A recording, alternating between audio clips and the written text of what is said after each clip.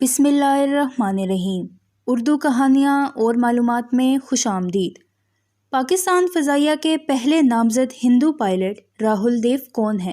چند دن پہلے پاکستان فضائیہ نے ٹیلی فون پر راہل کی بطور GD پائلٹ سلیکشن کی نوید سنائی تھی۔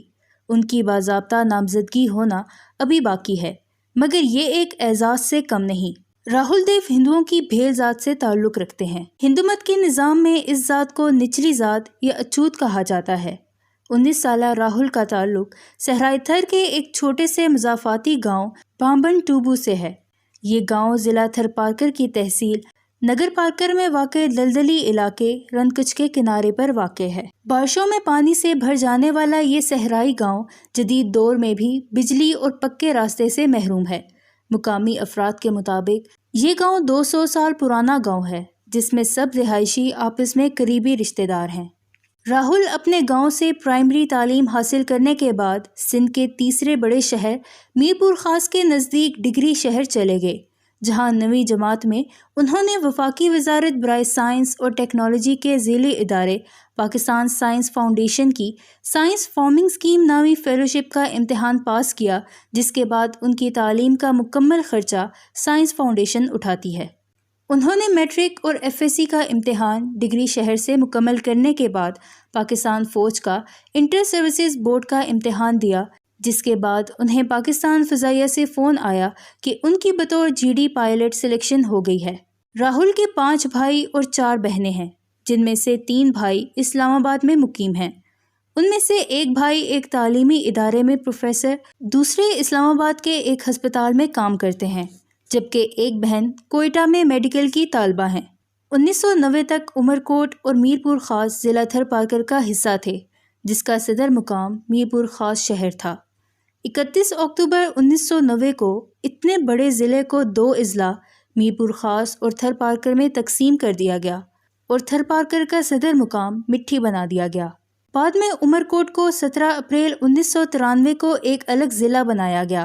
انگریزوں کے دور میں ان تینوں اضلاع پر مشتمل مشترکہ ضلع میں پولیس کا ایک ہی ذمہ دار یا داروغہ مقرر ہوتا تھا۔ انگریز سرکار نے تقسیم ہند سے پہلے ضلع کا آخری پولیس ذمہ دار امر سنگھ بھیل کو مقرر کیا، جو 1954 میں ریٹائر ہونے تک ذمہ دار رہے۔ امر سنگھ بھیل راہل کے دادا ہیں اور تاحال حیات ہیں۔ راہل کے والد ڈاکٹر رچمال سنگھ جانوروں کے ڈاکٹر تھے، جنہوں نے اپنی پوری زندگی قحط سالی سے متاثر صحرائے تھر کے مویشیوں کا علاج کرتے گزاری۔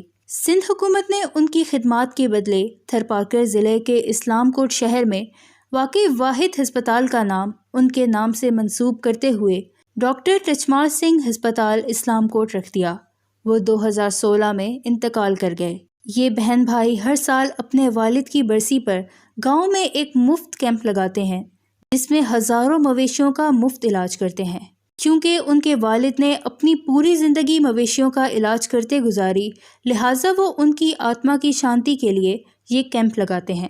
رقبے کے لحاظ سے سندھ کے سب سے بڑے ضلع تھرپارکر کی کل آبادی 16 لاکھ ہے، جس میں آدھی آبادی ہندو ہے۔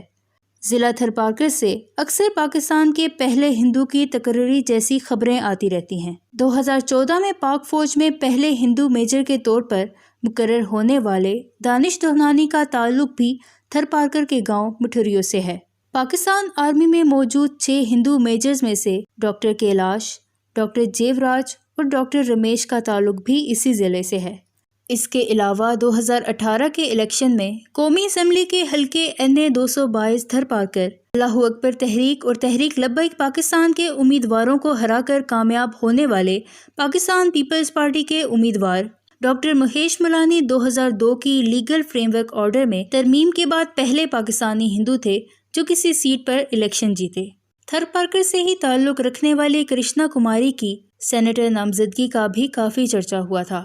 پاکستان فضائیہ میں مقرر ہونے والے راہل کی ذات پاکستانی ہندوؤں کی اکثریت رکھنے والی ذاتوں میں سے سمجھی جاتی ہے۔